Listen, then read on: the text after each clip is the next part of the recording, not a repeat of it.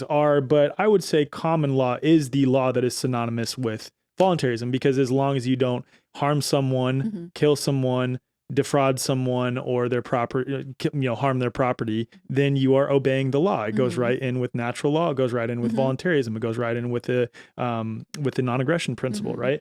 But as I've been learning that, I've also been learning about, again, what are a lot of adhesion contracts that we are in with the state. But ultimately, as I'm learning that as you revoke those contracts, both by expressing them verbally, expressing them, as we were talking about before, in a sort of esoteric metaphysical way, Mhm.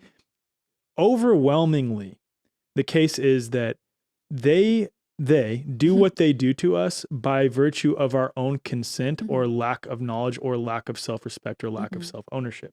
So that kind of goes hand in hand with being emotionally pulled around by them, because I think there's a lot of sentiments in the voluntarist anarchist community of continually just pointing the finger, looking at what they're Mhm. doing. Mhm. Would you agree with that? Absolutely. And I think that that can often be used as a crutch to not do your own inner work. Like I've been to events and like they're wonderful events, but I've heard people specifically say, well, I'd be happy if it weren't for the government.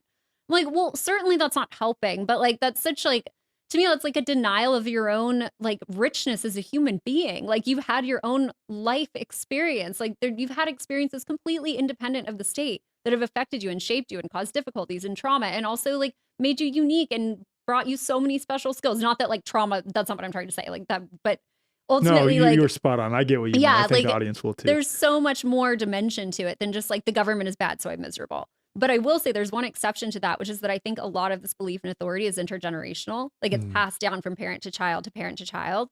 Like whether it's just this like, do what I say, well, because I said so. Like that's a perfect mirror for the government. Like if yes. when children are raised in that way, they're gonna be so much more submissive when they hear it from somebody else.